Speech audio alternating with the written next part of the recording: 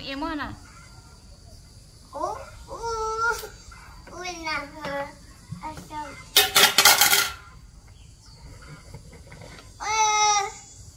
Nó cắt được.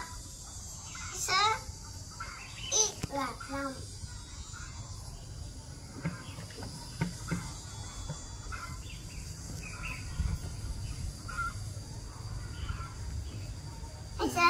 Trong cao thế à?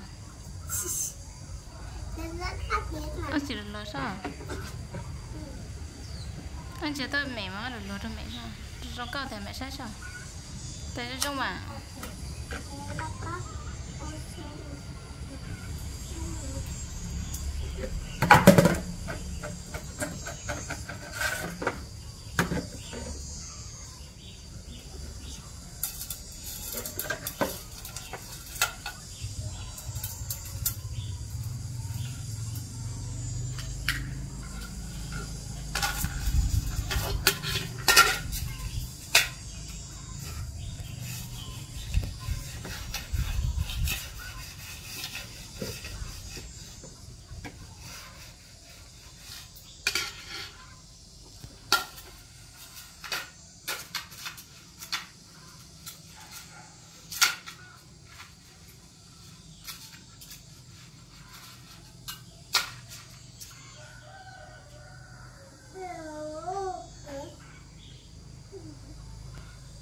ông ngừng kèn rồi à?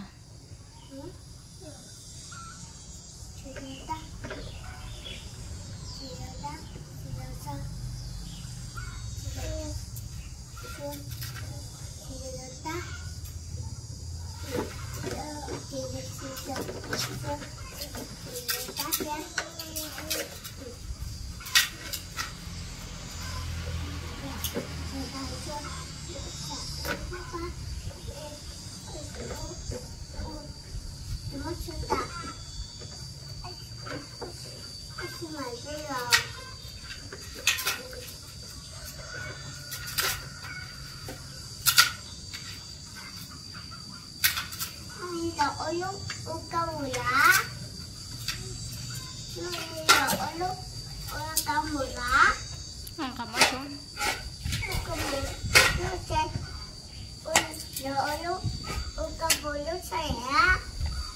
Tại lúc cầu.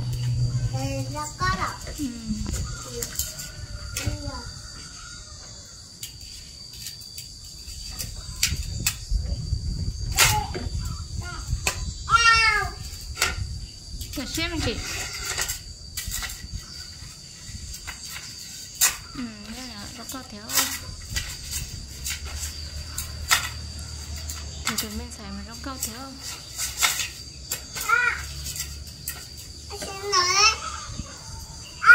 Thiếu nó sẽ chạy lấy trong can.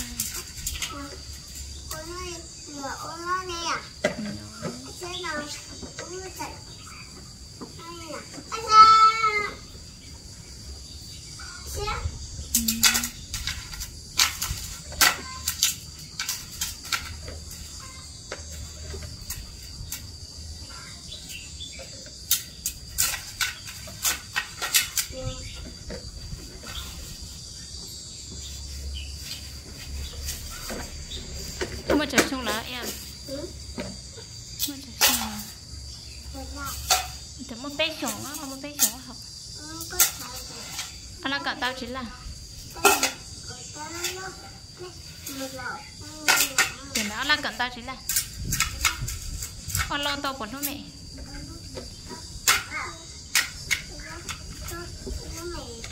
Nó mẹ em còn nuôi hả?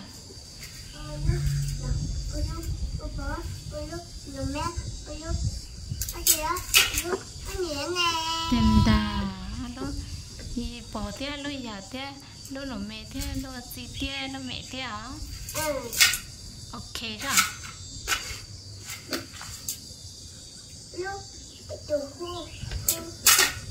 Lúc ở bên tổ có thể lúc tạt kìa.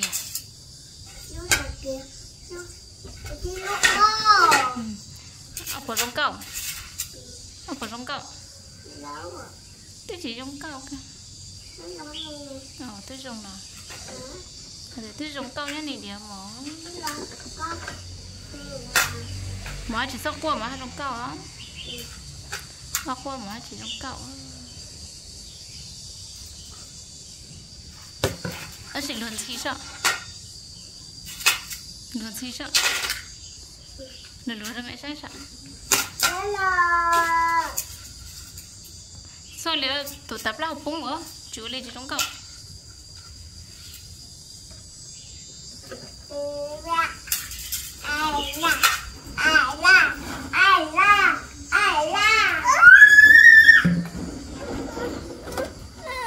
ngủ em á mất rồi nó mất lúc hết rồi nó mẹ ngủ em á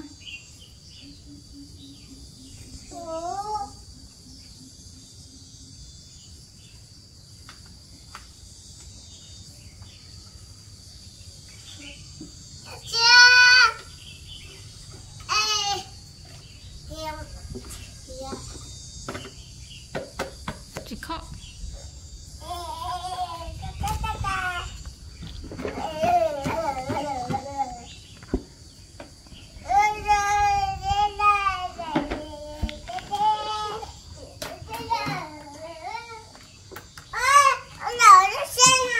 nô rau nô mà rau nô từ có là rau nô lúc là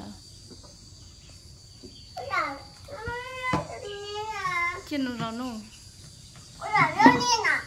mà nhau nó sẽ thông là sao nói cho nó thì chỉ rau lên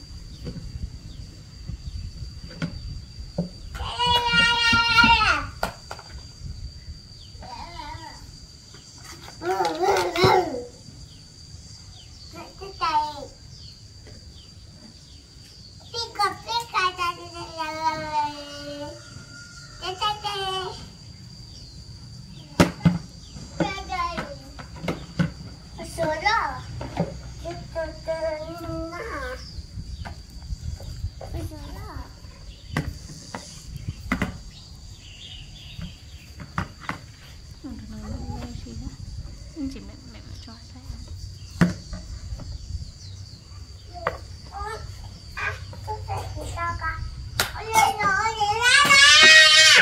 sao có cái thùng trên mấy tôi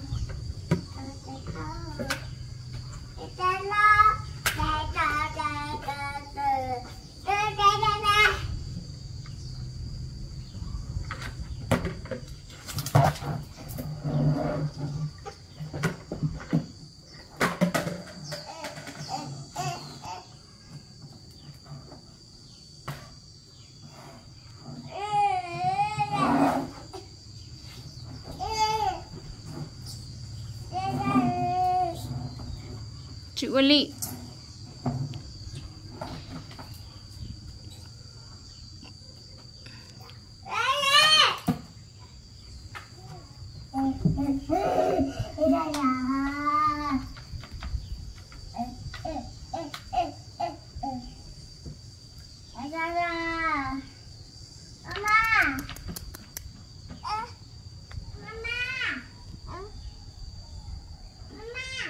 có thể chụp không?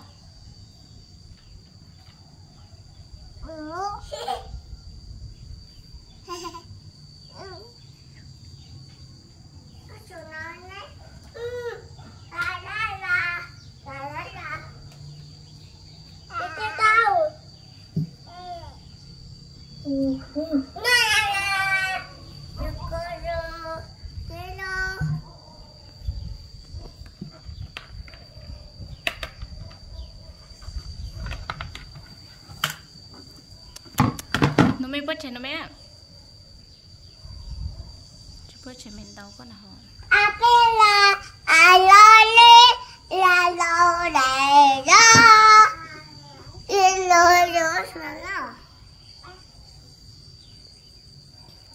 chị chưa rồi anh nhớ lên chia hả một nó mới nói gì thế Hãy subscribe cho kênh Ghiền Mì Gõ để không bỏ lỡ những video hấp dẫn. Lô tôi sẽ thì mà đã khi nổ đó rồi nên khi nổ mẹ kia ôi dồi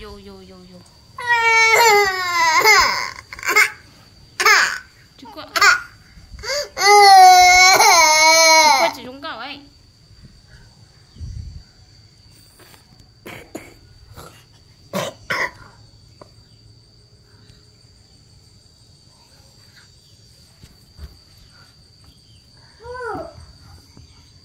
chứ có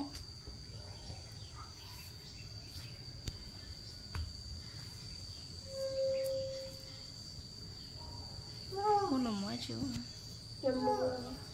chứ mua vậy ông rõ chết che nó mới một đó một rõ nó che chứ muốn à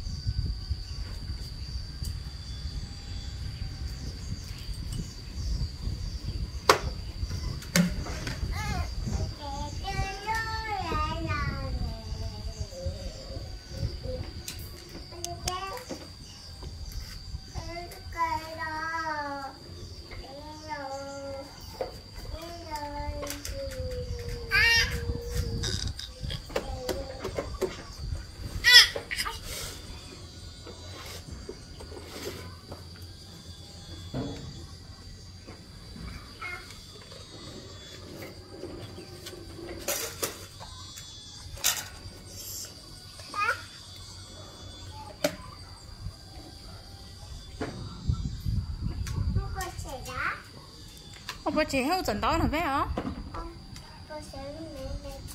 Chị vô muốn là mẹ mẹ đi chứ chị bà chị heo mẹ món tàu nữa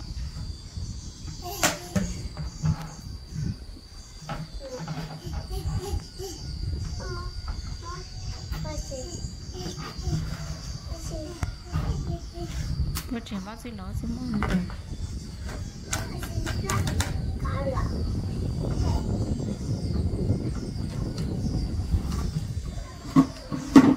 này chụp phốt tàu nữa hả? Mẹ ui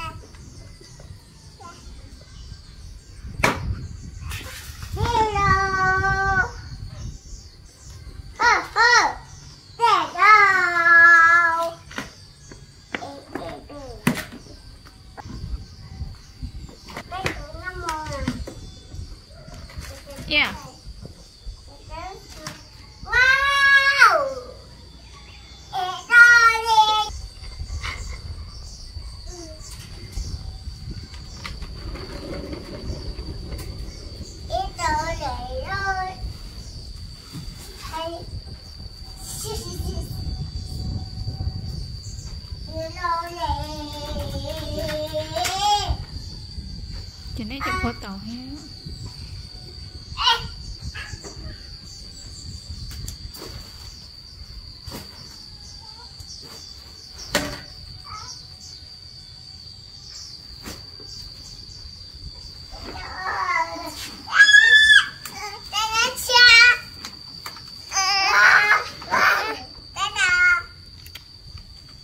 Ni api sức kamu.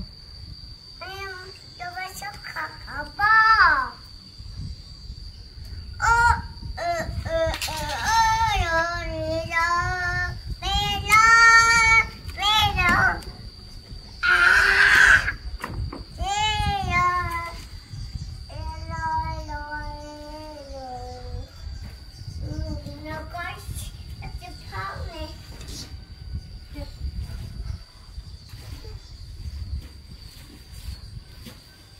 Mi một số lọ về này.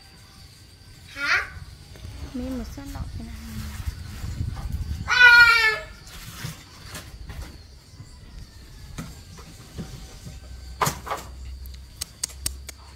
Chỉ một bên này một cái này này. Rồi vắt bé này sao? Rồi che giữ.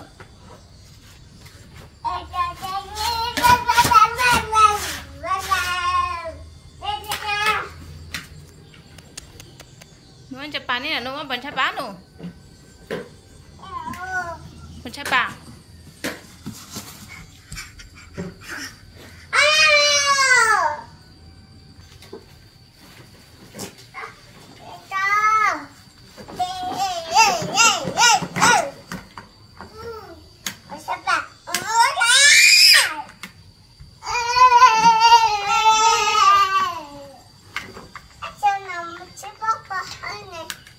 Được bao hâu tụi mình tàu nè. Được bao hâu, sao mà người ta nào?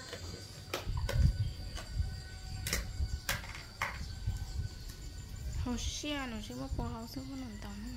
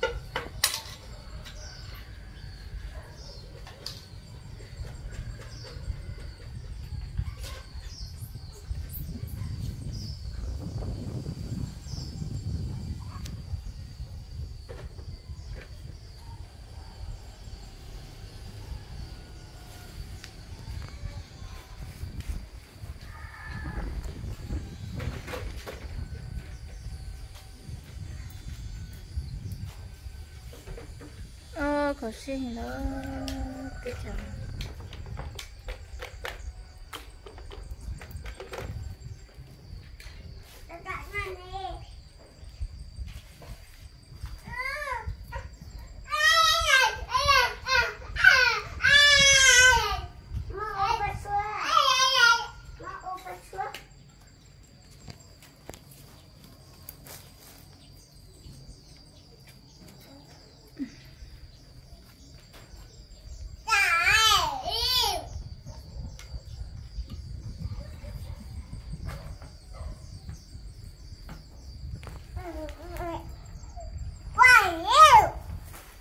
xin tôi chuột đấy tự nhiên đi cái gì một thế nữa nè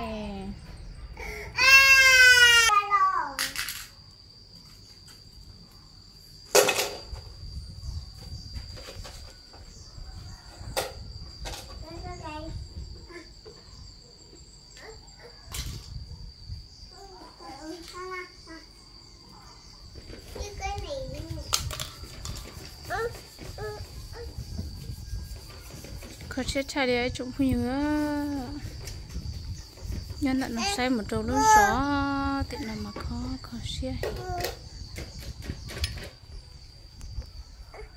à bây giờ